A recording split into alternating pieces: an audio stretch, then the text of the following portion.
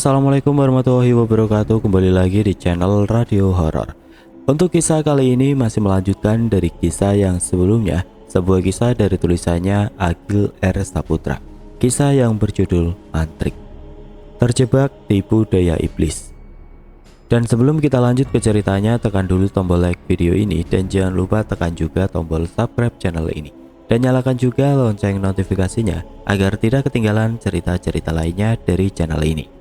Dan buat teman-teman yang pengen membaca langsung ceritanya, nanti silahkan saja kunjungi linknya yang nanti akan saya sertakan di kolom deskripsi.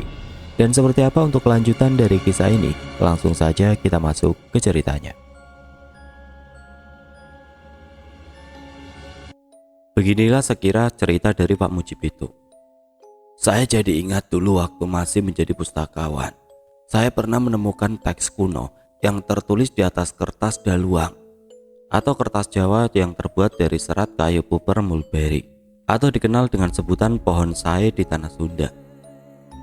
Jumlahnya tidak terlalu banyak, hanya 10 lembar kalau tidak salah. Waktu itu saya sangat penasaran dan ingin tahu apa yang tertulis dalam teks kuno itu. Sampai akhirnya 2 tahun kemudian saya berhasil menemukan orang yang bisa menerjemahkannya ke dalam bahasa umum.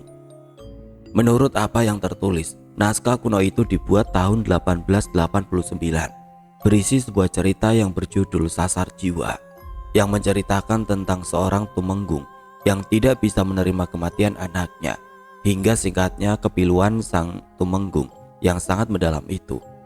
Di tengah rai malah mengundang sosok iblis yang bernama Sasar Jiwa, yang lambat laun membuat si tumenggung itu mulai menolak kematian anaknya.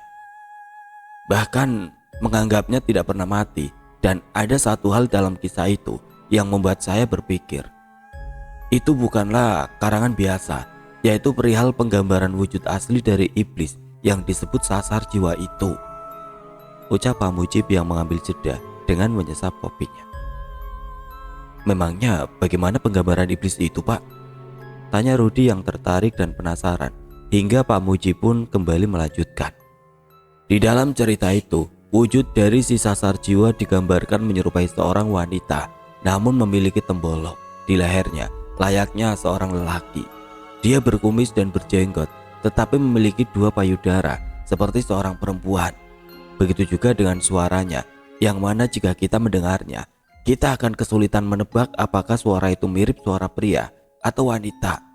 Suaranya terlalu tegas jika dikatakan sebagai wanita, dan terlalu lembut jika dikira suara itu adalah suara dari seorang pria, kata Pak Mujib yang kembali sejenak mengambil jeda dan tidak lama kemudian segera melanjutkan.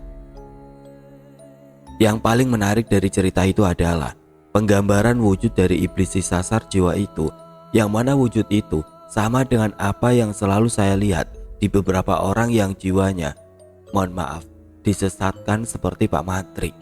Dan tadi saya sempat melihat wujud itu lagi di mobil panjenengan, Mas, tukas Pak Mujib seraya menatap si Rudi.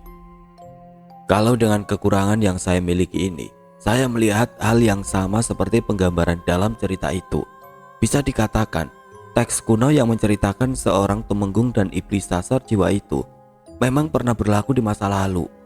Dan satu yang bisa saya landaskan, saya sudah melihat perwujudan seperti Sasar Jiwa jauh sebelum saya menemukan tulisan lawas itu.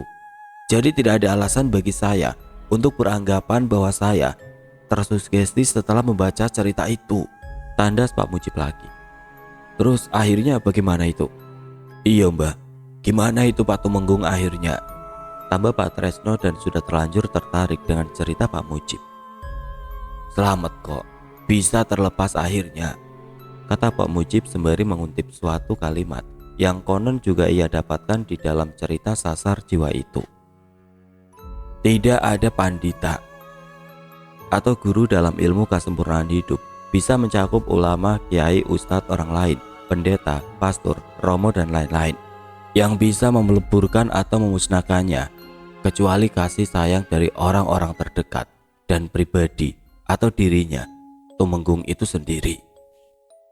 Dalam cerita itu intinya sudah banyak orang alim yang berilmu seperti tabib, pendeta, ataupun kiai yang membantu tumenggung untuk lepas. Tapi pada akhirnya, obat yang paling bekerja adalah kasih sayang dari orang-orang terdekatnya yang secara sabar, berikhtiar dan tidak menjauhi si Tumenggung. Kata Pak Mujib mencoba meringkas kesimpulan dari cerita itu. Seperti yang kita semua tahu, membicarakan hal tidak lazim seperti ini memang selalu memunculkan tanya yang seperti tidak pernah ada habisnya. Selalu ada saja keraguan-keraguan yang muncul karena nalar yang tertabrak oleh ketidakmasuk akalan. Tapi seringnya dalam waktu yang bersamaan, orang-orang juga tidak berani untuk menafikan hal itu. Cerita Pak Mujib malam itu seperti merubah cara pandang Rudi. Meski jujur setengahnya ia juga merasa tidak rela jika ayahnya dikatakan memelihara iblis itu. Tapi rasanya memikirkan jalan keluarnya adalah hal terbaik dan lebih perlu untuk ia tanamkan di benaknya saat itu. Dengan niat yang baik, Rudi menepiskan keraguannya dan kembali meminta pendapat kepada Pak Mujib. Nuwun sewu Pak, apakah memelihara hal seperti itu bisa terjadi secara instan tanpa belajar terlebih dahulu? Ucap Rudi yang juga langsung dijawab gamblang oleh Pak Mujib. Bisa jadi iya, bisa juga tidak. Kalau menurut Hasanah yang saya ketahui, ada dua macam cara bagaimana iblis sasar jiwa atau sejenisnya itu akan membelenggu. Pertama adalah dengan cara dipanggil, dengan ritual, tirakat tertentu, dan jelas cara ini membutuhkan waktu untuk memeliharanya terlebih dahulu, ucap Pak Mujib. Dan yang untuk cara yang kedua adalah dengan terpanggil. Kalau benar yang dialami oleh Bapak Panjenengan, cara inilah yang akan saya yakini. Karena menyaring dari cerita jenengan, perubahan Pak Mantrik terlihat sangat cepat. Bisa jadi, iblis sasar jiwa ini masuk melalui kesedihan dan ketidakrelaan Pak Mantrik atas kepergian istrinya yang mendalam. Saya cukup mengenali betul kepribadian Pak Mantrik. Di mata saya, dia adalah orang baik. Meski keyakinan kami berbeda, saya sangat bisa melihat bahwa beliau adalah orang yang taat dalam agamanya. Dan saya pikir tidak mungkin Pak Mantrik dengan sengaja bersekutu dengan iblis itu. Tandasnya, hingga tidak lama setelah penjelasan itu, Rudi pun berkata, "Oh, begitu ya Pak. Saya ini sebenarnya tidak pernah diajarkan untuk percaya dengan hal-hal seperti ini. Tapi dengan bukti yang belakangan ini sering saya alami, sepertinya memang benar. Kata panjenengan tadi, sebagai orang yang awam dan awalnya tidak begitu percaya dengan hal itu, kini mulai tidak bisa memungkiri kalau saya memang benar-benar tidak mampu untuk menafikan." Tanggapnya seraya mengusap wajah. "Tapi beliau masih bisa diselamatkan toh Mbak Jib?" Salah Pak Tresno yang juga ikut berbicara. "Nggih Pak, apakah masih bisa?" Timpal Rudi juga. "Bisa kok, insya Allah pasti bisa. Karena menurut saya di balik persekutuan ini ada sebab mulia yang melatar belakangi, yaitu rasa cinta Pak Mantri kepada Bu Murni. Dan itulah yang membuat saya meyakini bahwa beliau akan bisa terselamatkan," pungkas Pak Mujib dalam obrolan itu. Menit pun berganti jam. Tanpa terasa waktu sudah menunjukkan hampir pukul 3 pagi. Mulai terlihat kini masing-masing mata mereka bertiga yang tampak sudah sayup kantuk. "Oh ya, apakah sudah ada yang tahu perihal bapaknya panjenengan itu Mas?" tanya Pak Mujib tiba-tiba. "Paling hanya romo saya dan keluarga Pak. Selebihnya saya tidak tahu pasti. Oh ya, kalau jadi besok siang atau sore, romo saya mau ke sana Pak." "Oh ya, bagus kalau begitu. Semoga saja romo panjenengan bisa menyentuh hati Pak Mantri." Tapi nuwun sewu nih Pak. Sepertinya saya akan kembali merepotkan jenengan untuk kesembuhan Bapak." "Kalau itu pasti Mas. Pokoknya panjenengan, romo dan keluarga jangan berhenti berupaya untuk Bapak. Dan saya nanti akan menyelesaikan sisanya," jawab Pak Mujib yang setelah itu sedikit berpesan kepada Pak Tresno. "Kang Tris, pokoknya kejadian tadi jangan sampai ada orang yang tahu ya," kata Pak Mujib kepada Pak Tresno. "Siap, gampang kalau itu mah. Semoga bisa segera selesai Mas," tanggap Pak Tresno sembari menghadap ke arah Rudi. "Amin," kata mereka serempak. Rudi tampak kembali menyalakan rokoknya dengan wajah yang terlihat kusut. Sebenarnya saat itu ia ingin pulang. Tetapi sisa-sisa ketakutan akan kejadian tadi seakan membuatnya meragu untuk bangkit dan beranjak. Hingga Pak Mujib yang sepertinya tahu pun kembali berkata kepadanya, "Mas, jenengan besok kerjakan. Kalau mau pulang tidak apa-apa," kata Pak Mujib. "Memangnya sudah aman Ge?" "Alah, aman kok Mas. Tidak mungkin dedemit itu ikut ke mobil jenengan lagi. Saya jamin. Saya kok masih ragu nggih. Mbok sudahlah, saya tak nunggu sampai warung ini tutup saja. Jawab Rudi seperti masih terbayang. Wah mas, kalau nunggu warung saya tutup ya sampai pagi mas. Soalnya saya juga sedang nunggu para peziarah yang mujadahan di makam Kiai Panjang. Tanggap Pak Tresno kini. Walah gitu ya. Apa beneran ndak akan ada apa-apa dalam perjalanan pulang saya nanti? Kata Rudi yang masih ragu. Wis Thomas, tenang saja, jangan khawatir. Kalau nanti sampai ada apa-apa, jenengan boleh memarahi saya sepuasnya.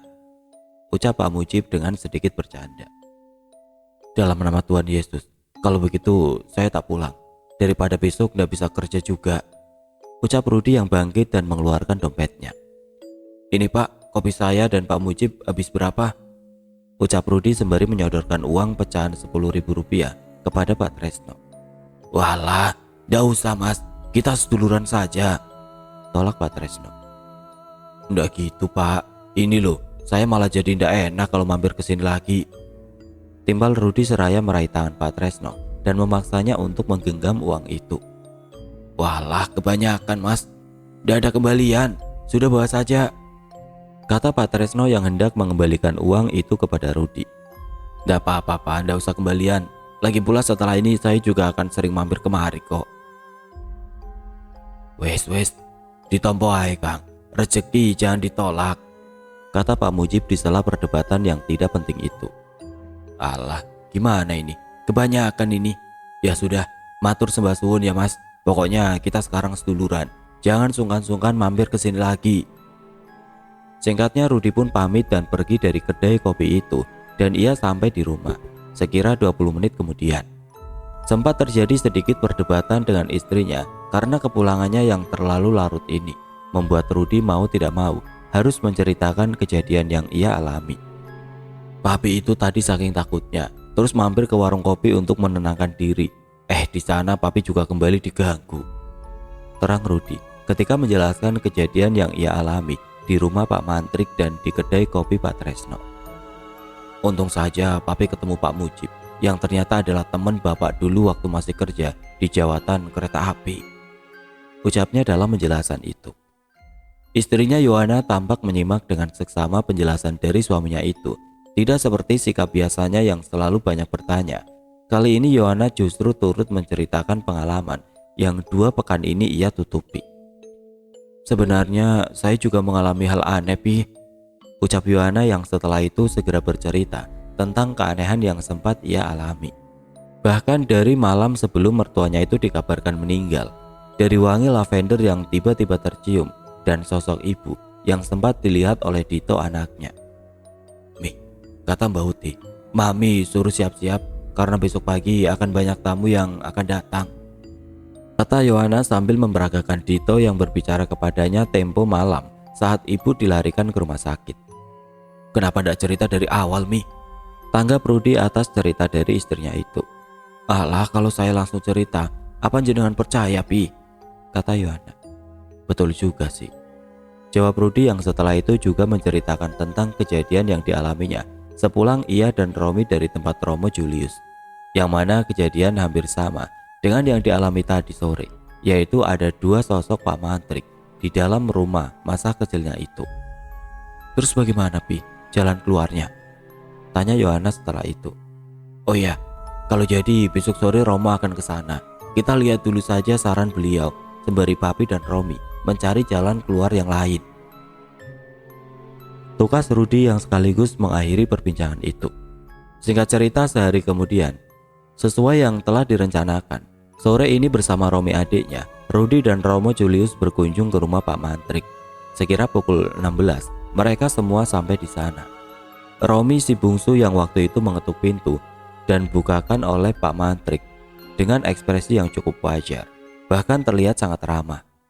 Oh Romo, monggo masuk, ucap Pak Mantrik dengan sumringah, membuat Rudi dan Romi sempat saling lirik dengan sambutan ayahnya itu. Mereka pun masuk dan duduk di ruang tamu. Tidak lama kemudian Pak Mantrik menyuruh salah satu anaknya membuatkan minuman untuk Romo Julius. Nah, sana siapa tolong Romo buatkan minum, ucap Pak Mantrik kepada kedua anaknya itu. Hingga setelah itu Romila yang bangkit mengiyakan perintah ayahnya. Tidak lama kemudian Rudy turut beranjak mengikuti Romi yang berjalan menuju dapur. Karena entah mengapa ia seperti merasa takut jika melihat ayahnya. Meski waktu itu ada Romo yang juga berada di situ bersamanya. Melihat kakaknya turut mengekor di belakangnya, Romi pun segera bertanya, "Kenapa Mas Rud? Kamu ngerasa ada yang berbeda dengan diri bapak sekarang?" Tanya Romi seraya mengambil sedikit air dan memanaskannya di atas kompor. "Nggak tahu Rom, sekarang aku seperti merasa takut saja melihat bapak," jawab Rudy dengan tubuhnya yang sedikit mengucup. Singkat cerita, Rudy dan Romi pun kembali ke ruang tamu, membawa minum untuk Romo Julius. Dan setelah itu mereka juga turut duduk di ruangan itu. Untuk beberapa saat mereka tampak saling bingung untuk memulai pembicaraan. Begitu juga dengan Romo yang mulai penuh peluh di depan Pak Mantrik yang sedari tadi senyum-senyum sendiri. Hingga akhirnya justru Pak Mantrik sendirilah yang memulai obrolan itu. "Saya tahu maksud jenengan datang kemari," kata Pak Mantrik kepada Romo sembari tersenyum miring. "Pasti mau jenguk Berta toh, Romo," tambah Pak Mantrik yang seketika membuat hati tersentak. "Apa?" tanggap Romo gugup. "Berta, Romo, istri saya, kan kemarin sakit." Tandas Pak Mantrik yang menebak kedatangan Romo Julius adalah untuk menjenguk istrinya yang sakit. Padahal seperti yang kita semua tahu, istri Pak Mantrik itu sudah meninggal 2 pekan yang lalu. Rudy segera mencengkeram lengan Romi sebagai isyarat agar adiknya itu tidak terpancing emosi dan menanggapi. Karena sesuai perundingan sebelum mereka datang ke sini, Romo berpesan hanya ialah yang nanti boleh berbicara dengan Pak Mantrik. Mendengar itu, Romo tampak mengangguk-anggukkan kepalanya. Dan dengan tidak terduga, beliau malah menanggapi kata-kata Pak Mantrik itu dengan sebuah pertanyaan. "Memangnya sekarang Bu Berta ada di mana?" ucap Romo dengan cukup tenang. "Di kamar Romo, tapi mohon maaf sekali, sejak sembuh Berta jadi tidak terlalu suka ketemu sama orang lain," kata Pak Mantrik sambil memelankan suaranya. Romo Julius mencoba masuk dalam obrolan itu, hingga ia pun kembali bertanya lebih jauh kepada Pak Mantrik. "Kalau saya yang mau ketemu, apa Bu Berta tetap tidak mau?" tanya Romo yang membuat Pak Mantrik menjadi terlihat kebingungan dan setelah itu berkata, "Oh, sebentar ya Romo, coba saya bilangkan dulu sama Berta," ucap Pak Mantrik sembari bangkit dan berjalan masuk menuju kamarnya. Hingga beberapa menit kemudian ia pun kembali keluar dan berkata kepada Romo Julius dengan mimik wajah meminta maaf. "Ngapunten, maaf sekali Romo, Berta belum mau," ucap Pak Mantrik dengan memohon. "Katanya sudah sembuh, masa segitu tidak maunya ketemu dengan saya? Salah saya apa?" ucap Romo yang membuat wajah Pak Mantrik semakin tidak nyaman. "Tapi memang begitu Romo, sejak sembuh dari sakit dia jadi seperti itu," tanggap Pak Mantrik dengan sedikit gugup. Pembicaraan itu membuat suasana semakin aneh, hingga sampailah pada satu pertanyaan dari Romo yang membuat ekspresi Pak Mantrik berubah seketika. "Pak Markus, apa yang di dalam kamar itu benar-benar Bu Berta?" ucap Romo yang langsung membuat Pak Mantrik berdiri dan berkata dengan suara yang sama sekali berbeda. Sudah, cukuplah kamu berpura-pura. Saya sudah tahu orang ini sudah jadi milikku," ucap Pak Mantrik dengan suara yang parau sembari menunjuk-nunjuk dadanya sendiri. Masih di waktu yang sama di ruang tamu malam itu, jelas suara yang keluar dari mulut Pak Mantrik itu bukanlah suara yang semestinya. Terdengar seperti suara seorang wanita dan pria yang disatukan dan keluar dari mulut Pak Markus Seto Sumantri itu. "Siapa kamu?" sentak Romo Julius yang juga turut berdiri. Begitu juga dengan Rudy dan Romi yang kini bangkit dan sedikit menjauh mundur. Pak Mantrik menatap tajam ke arah Romo dan sembari tersenyum miring ia pun berkata, "Kamu tidak perlu tahu ya manusia," sentak Pak Mantrik dengan suara yang sangat berbeda. Romo pun mengeluarkan botol kecil yang terisi air suci dari sakunya dan langsung mencipratkannya ke arah Pak Mantrik. Pak Mantrik pun seketika menggelinjang dan terhuyung jatuh ke lantai. Bawa ke tengah," kata Romo yang menyuruh Rudy dan Romi untuk menggotong Pak Mantrik ke ruang tengah. Namun entah mengapa, dua anak Pak Mantrik itu merasa kesulitan untuk mengangkatnya.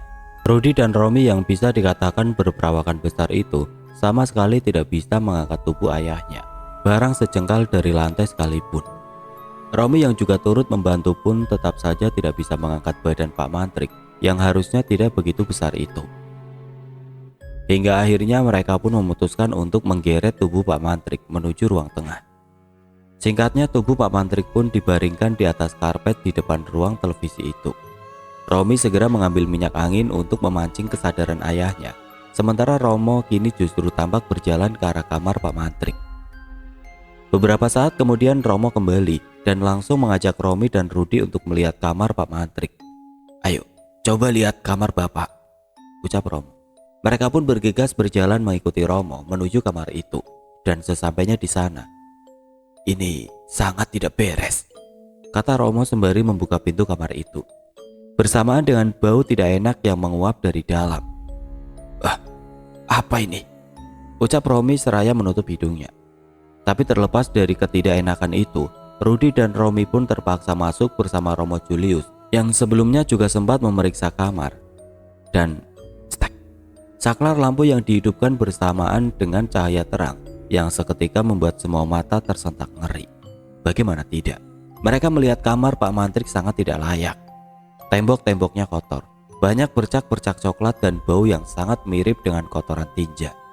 Romo menunjuk ke arah lantai samping ranjang sembari menutup hidung dan mulutnya rapat-rapat.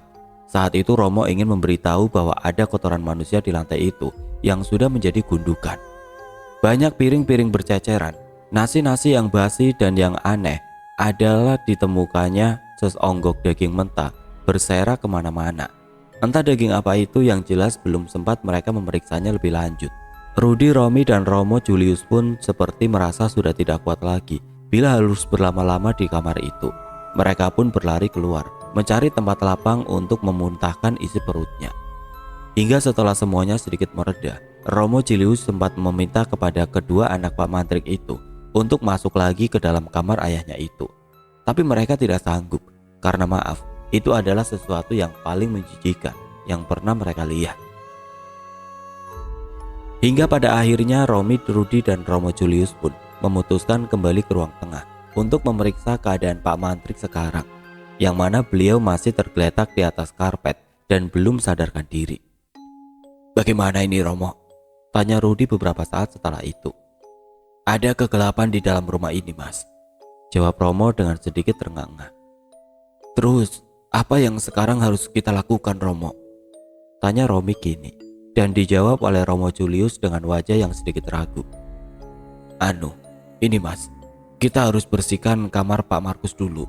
Tapi sebelumnya, mohon maaf, sepertinya Bapak harus diikat terlebih dahulu," tanggap Romo lembut. Tidak ada hal yang bisa dipercayai oleh mereka selain saran dari Romo. Hingga akhirnya mau tidak mau tangan dan kaki Pak Mantrik pun harus diikat. Barulah setelah itu mereka segera bergegas menuju kamar itu sembari menenteng alat-alat kebersihan.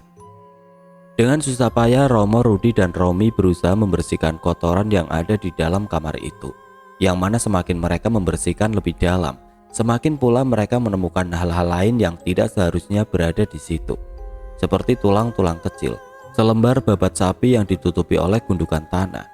Entah apa yang telah berlaku di kamar itu, yang jelas Pak Mantrik telah melakukan sesuatu yang tidak wajar di ruangan itu.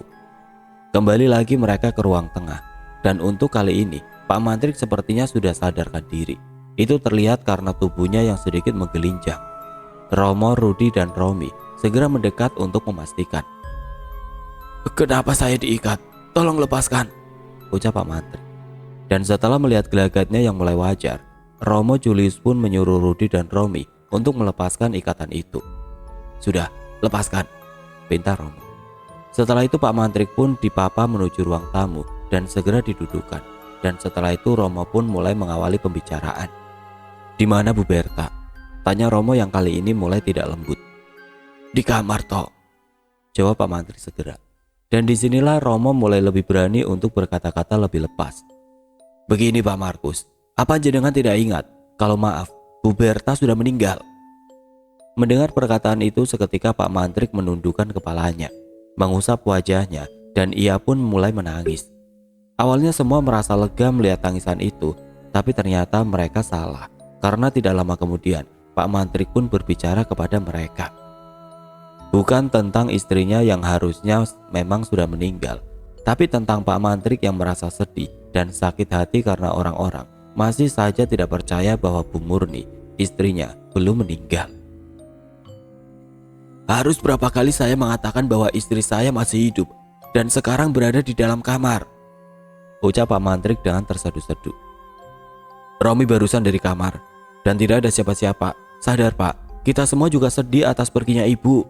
Tapi Bapak juga tidak boleh seperti ini terus, timpal Romi saat itu, yang kembali dijawab oleh Pak Mantrik dengan tangisnya yang mulai bercampur dengan amarah.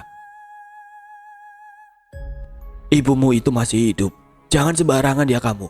Kamu pikir Bapak sudah gila? Sentak Pak Mantri di antara tangisnya, yang setelah itu disela Rudi. Mana Pak? Mana? Kalau ibu benar masih hidup, mana? Saya kok tidak lihat, kata Rudi dengan sedikit emosi. Gini ya Pak, kalau itu memang benar-benar ibu, tidak mungkin dia tega mengusir saya dan Rudi dari rumah ini, tambah Rudi yang lagi-lagi dijawab oleh Pak Mantrik dengan amarah.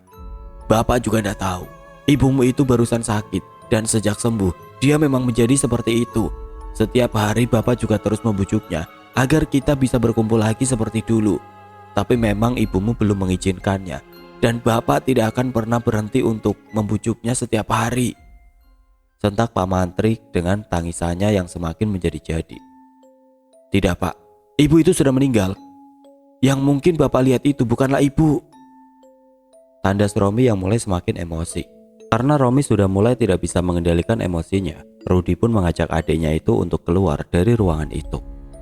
Sudah Rom, kamu keluar dulu saja, biar Romo saja yang bicara sama Bapak, kata Rudi sembari menyeret adiknya itu keluar menuju teras. Tinggallah Romo dan Pak Mantrik di ruang tamu. Dengan caranya sendiri, Romo Julius pun mencoba lagi untuk berbicara kepada Pak Mantrik. Begini Pak Markus, anak-anak sepertinya masih perlu untuk diyakinkan, kata Romo dengan lembut. Diyakinkan bagaimana Romo? Apa saya terlihat seperti berbohong? Ucap Pak Mantrik yang masih terisak itu. Kita butuh sesuatu untuk melegakan anak-anak Pak, kata Romo lagi. Maksudnya? Tapi mohon maaf sebelumnya ya, bukan maksud gimana-gimana, tapi semata-mata hanya untuk melegakan anak-anak saja Pak.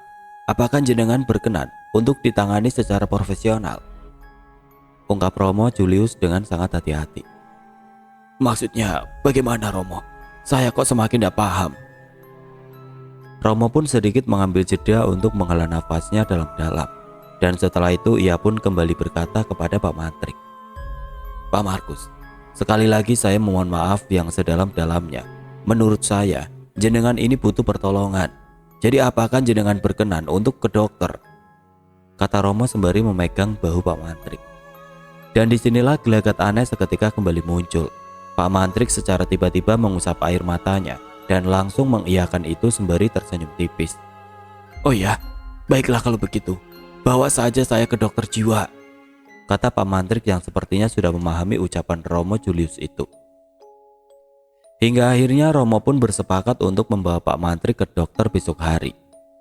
Ya sudah, saya tunggu besok ya, kata Pak Mantrik lagi sembari tersenyum aneh. Dan setelah itu melenggang masuk begitu saja, meninggalkan Romo. Romo Julius hanya bisa menggelengkan kepalanya saja melihat perangai Pak Mantrik. Hingga akhirnya beberapa saat kemudian Rudi dan Romi pun kembali masuk. Loh, Bapak kemana Romo? Tanya Rudi. Sudah masuk ke kamar sepertinya. Ayo pergi, nanti kita bicarakan di dalam mobil saja. Tidak lama setelah itu Rudi, Romi dan Romo Julius pun beranjak dari rumah Pak Mantrik. Mereka bertiga berada dalam satu mobil, yakni mobil milik Romi. Pelan-pelan saja, kita sambil bicara, kata Romo Julius kepada Romi yang berada dalam kursi kemudi. Besok bisa kalian izin tidak masuk kerja? Tanya Romo kepada kedua anak Pak Mantrik itu. Bisa kok. Memangnya kenapa Romo? Tanggap Rudi mewakili jawaban itu. Besok pagi jemput saya, kita bawa Pak Markus ke dokter jiwa, ucap Romo, yang tentunya memancing pertanyaan di antara mereka. Iya Romo, sepertinya semua sudah jelas dan cocok dengan apa yang saya sendiri alami dan perkataan dari teman Bapak atau Pak Mujib kemarin malam. Betul, memang benar. Beberapa tanda sudah cukup untuk kita mengambil kesimpulan itu, tapi saya rasa hal ini cukup perlu untuk dilakukan. Sebagai penguat bukti, apakah Pak Markus benar-benar dibelenggu oleh iblis? Kita lihat besok, kalau memang benar perkiraan kita semua. Iblis itu pasti tidak akan membiarkan Pak Mantrik dirawat di rumah sakit jiwa. Kalau intuisi saya sih berkata seperti itu, tambah Romo. Terus, apa yang selanjutnya akan kita lakukan setelah itu, Romo? Kata Romi, yang seketika membuat Romo Julius gelisah dan mengusap wajahnya sembari berkata, nah, itu sebenarnya yang menjadi kekhawatiran saya. Karena yang saya bisa lakukan dalam waktu dekat untuk mengatasi ini hanya sebatas pemberkatan rumah. Saya takut kalau pemberkatan itu tidaklah cukup untuk kesembuhan Pak Markus. Kalau itu tidak cukup, kita harus melakukan pengusiran. Dan itu butuh banyak bukti untuk mendapatkan izin dari gereja. Sebenarnya bisa saja saya melakukan itu secara diam-diam, tetapi saya tidak berani untuk melanggar itu. Tambah Romo yang tidak lama kemudian disela oleh Rudi. Tidak apa-apa Romo, ada Pak Mujib kok, teman Bapak yang juga mau dengan sanggup untuk ikut membantu. Yang penting Romo terus bersama kita sampai Bapak sembuh. Pasti kalau itu, bagi saya Pak Markus itu sudah seperti sahabat lama. Begitu juga dengan mendiang Bu Berta. Saya sudah mengenal beliau-beliau ini dari sebelum jenengan-jenengan ini lahir. Dan tidak bisa dipungkiri, saya sangat sedih dengan keadaan beliau sekarang, tanggap Romo. Hingga tidak terasa sampailah mereka di tempat Romo Julius. Beliau pun turun dari mobil seraya mengulang pesannya, agar besok pagi mereka tidak lupa akan agendanya, yaitu membawa Pak Mantrik menemui tenaga profesional. Besok jangan sampai lupa, ucap Romo yang sudah berdiri di luar mobil itu. Siap Romo. Tapi besok jam berapa nggih? Tanggap Rudi dari dalam mobil. Oh iya, pokoknya antara jam 9 sampai jam 10 ya, jawab Romo yang setelah itu berjalan menuju pintu masuk sembari melambaikan tangannya kepada anak-anak Pak Mantrik itu. Apakah Bapak sudah makan ya Mas? Tanya Romi di tengah perjalanan. Enggak tahu juga, apa kita perlu membeli makanan dan mengantarnya ke sana? Tanggap Rudi dengan wajah yang sebenarnya terlihat meragu. Kasihan juga sebenarnya, bagaimana menurut kamu Mas? Tanya Romi kepada Rudi kakaknya. Aku sih manut saja, terserah kamu Rom. Sudahlah, ndak usah. Saya takut kalau Bapak malah ndak senang dengan kedatangan kita. Lagian tanggung juga kalau harus putar balik. Tanggap Romi sembari mulai agak mengencangkan laju mobilnya agar segera sampai di rumah Rudi kakaknya. Hingga setelah menit demi menit berlalu, sekitar pukul 8:30 malam, sampailah mereka di rumah Rudi. Mau masuk dulu ndak? Kata Rudi kepada adiknya seraya membuka pintu dan turun dari mobil. Ndak lah Mas, sudah malam, saya terusan aja. Ya sudah, sana hati-hati, tugas Rudi kepada adiknya itu. Setelah itu Romi pun kembali melajukan mobilnya, meninggalkan rumah kakaknya itu. Dengan landai nan santai ia berkemudi untuk pulang menuju rumahnya. Tampaknya perkara ini cukup menyita ruang di otak. Itu sangat tampak terlihat di wajah Romi yang tertekuk lesu di depan kemudinya. Perasaannya saat itu sangatlah campur aduk. Ia ingin marah tapi pada siapa? Ingin pula menyalahkan namun juga entah pada siapa. Namun di antara ketidakenakan perjalanan itu, sebenarnya ada satu rasa yang cukup mengganggu Romi, yaitu tentang ia yang entah mengapa saat itu merasa seperti ada seseorang duduk di kursi belakang.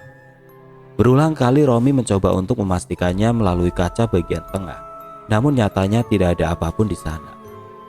Hanya perasaanku saja, batin Romi seraya kembali fokus mengemudikan mobilnya. Namun semakin ia berusaha untuk menafikan, firasat itu justru seakan semakin menguat dan membuat mata Romi menjadi kian sering melirik ke arah kaca bagian tengah, yang mana sama seperti sebelumnya. Ia masih tidak melihat siapapun melalui pantulan kaca spion itu. Ruas demi ruas jalan pun Romi lalui, dan entah berapa kali matanya melirik ke arah kaca tengah mobilnya untuk memastikan gejolak firasatnya yang terus merasa seperti ada seseorang yang tengah duduk di kursi bagian belakang mobilnya itu. Tidak biasanya ia merasa setakut ini. Hingga agar suasana tidak terlalu sepi, Romi pun memilih untuk menghidupkan radionya sembari menyalakan sebatang rokok dengan pematik bara dari mobilnya itu. Ternyata cara itu cukup membantu dan perlahan membuatnya kembali fokus mengemudikan mobilnya itu. Namun, ketika ia merasa perasaan dan hawa sudah kian membaik, sesuatu di luar nalar pun terjadi. Mengejutkannya, bahkan seperti sejenak menghentikan nafas dan detak jantungnya. Sesuatu di luar nalar itu berupa suara yang menyelip di antara kepulan asap rokok dan siaran acak dari radio mobilnya itu. Suaranya adalah suara batuk yang sangat jelas terdengar di telinga Romi dan sepertinya bersumber dari kursi belakang. Begitulah sekira suara batuk itu terdengar keras dan jelas sebanyak 3 kali.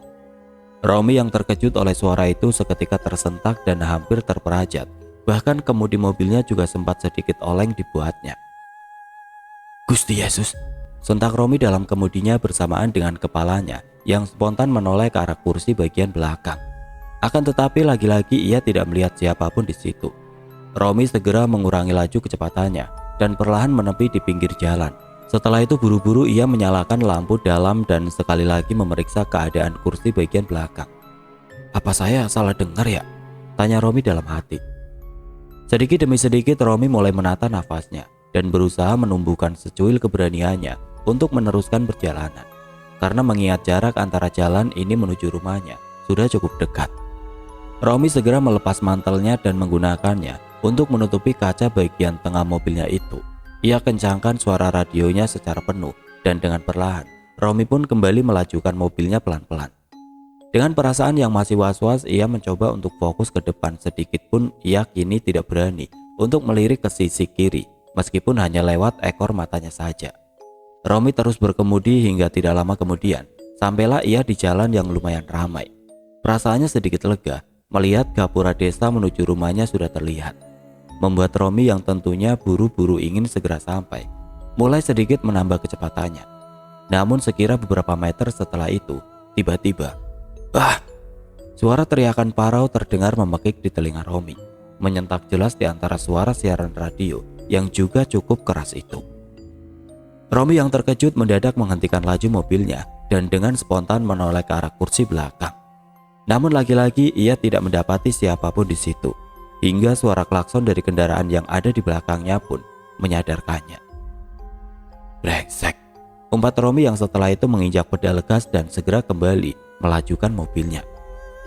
Tidak lama kemudian Romi pun mulai memasuki gapura desa menuju rumahnya. Tampak beberapa meter di depannya para pemuda yang tengah nongkrong di gardu pos kampling. Akhirnya bertemu manusia juga. Batin Romi yang seraya melambatkan mobilnya untuk menyapa sekumpulan pemuda itu. Romi membunyikan klaksonnya yang langsung dijawab dengan akrab oleh orang-orang yang berkerumun di gardu itu.